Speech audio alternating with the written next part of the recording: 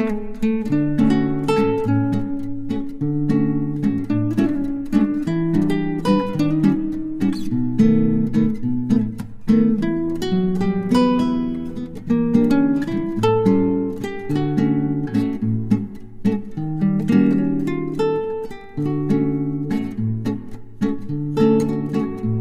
అండి, నమస్తే. Welcome back to my channel Samyu vlogs. ఈరోజు నేను స్వీట్ రెసిపీ చూపిస్తున్నాను. చాలా టేస్టీగా, చాలా బాగా వచ్చింది. అదే శనగపప్పుతో పాయసం. శనగపప్పుతో పాయసం అని ఓన్లీ శనగపప్పే కాదు, ఇంకా అందులో సగ్గుబియ్యం, సేమియా, బాంబే రవ్వ అన్నీ ఉన్నాయి. సో దాన్ని ఎలా తయారు చేసుకోవాలో చూద్దాం. ముందుగా నేను శనగపప్పు, ఇక్కడ సగ్గుబియ్యం తీసుకున్నాను. ఈ కుక్కర్లో అయితే ముందు శనగపప్పుని ఉడికించుకుందాం. జస్ట్ కడిగేసి నానబెట్టకూడదు, బద్దగానే ఉండాలి, పప్పు అవ్వకూడదు కాబట్టి ఎక్కువగా నానబెట్టకుండా కడిగేసి అందులో వేసిన తర్వాత ఒక కప్పుకి ఒక 2.5 కప్స్ వాటర్ వేసి మీడియం ఫ్లేమ్లో 3 విజిల్స్ ఇచ్చేస్తే మనకి పప్పు అయితే ఉడికిపోతుంది.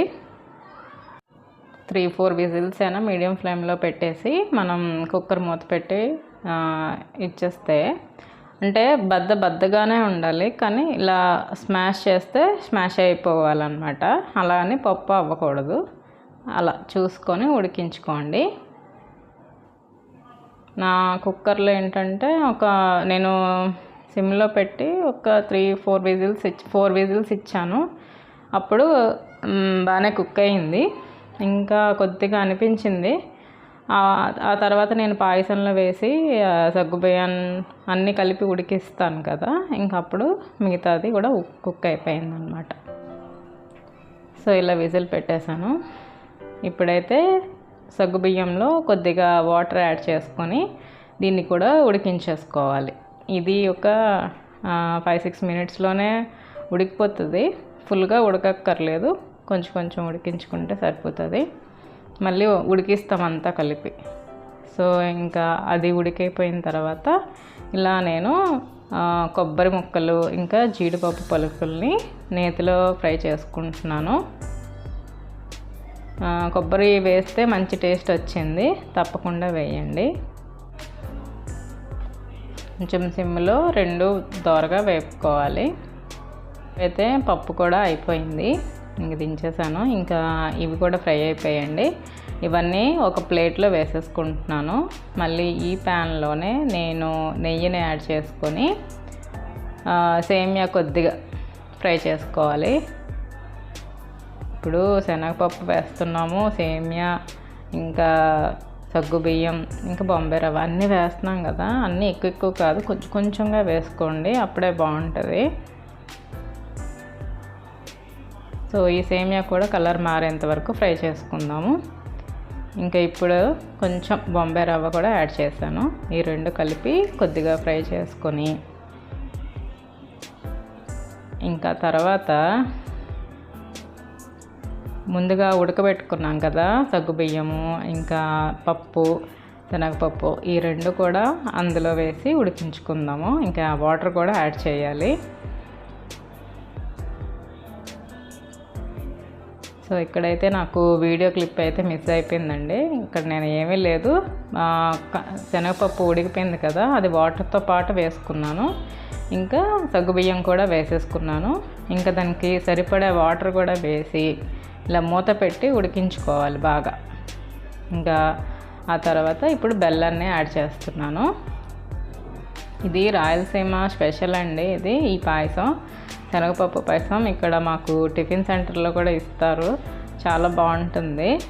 అయితే ఇందులో మీరు ఇవన్నీ వేయాల్సిన అవసరం లేకుండా ఓన్లీ సగ్గుబియ్యం శనగపప్పుతోనైనా చేయొచ్చు, సేమియా శనగపప్పుతోనైనా చేయొచ్చు, బాంబే రవ్వ శనగపప్పుతోనైనా చేయొచ్చు. ఈ 3 వేయాల్సిన అవసరం కూడా లేదు. సో అలా అయినా ట్రై చేయండి. సో మీకు మీ తీపికి తగ్గట్టుగా బెల్లం వేసేసుకోండి. ఇంకా అది బాగా అంటే ఉడికించుకోవాలి. పప్పు బెల్లంలో బాగా ఉడికితేనే పప్పు తిన్నప్పుడు మనకు కొద్దిగా స్వీట్నెస్గా ఉంటుంది అన్నమాట. లేదు తక్కువ ఉడికించుకున్నామంటే పప్పు ఈ స్వీట్కి స్వీట్ అలా ఉంటుంది, కలవదు. ఇంకా దానికి తగ్గట్టుగా నేను కొద్దిగా సాల్ట్ కూడా వేసుకున్నాను. సో అంతా బాగా ఉడికిపోతుంది. ఇంకా ఇలాంటి టైంలో ఇలాచీ వేసుకున్నాను. ఇంకా ముందుగానే ఫ్రై చేసుకున్న జీడిపప్పు, కొబ్బరి ఇవి 2 వేసేసుకున్నాను. సో ఆల్మోస్ట్ అయితే అయిపోయింది. సో అన్నీ వేసాను కానీ ఇంకా పాలు ఒక్కటే వేయలేదు కదా, ఇది కొద్దిగా అయిపోయినట్టు ఉంది కదా. ఇప్పుడు నేను 1 గ్లాస్ కాచి చల్లార్చుకున్న పాలండి ఇవి, 1 గ్లాస్ తీసుకున్నాను. అది ఇలా వేసేసాను. ఇప్పుడైతే స్టవ్ ఆపేసాను, ఇంక మరి అయిపోయినట్టే. ఇప్పుడు దీన్ని కలపకుండా ఇలానే మూత పెట్టి ఉంచేయాలి.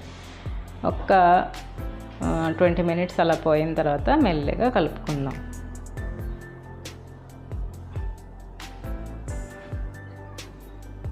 సో ఇలా కలుపుకుంటే శనగపప్పుతో పాయసం అయితే రెడీ అయిపోయినట్టే. చాలా బాగుందండి టేస్ట్ అయితే. మీరు కూడా తప్పకుండా ట్రై చేయండి.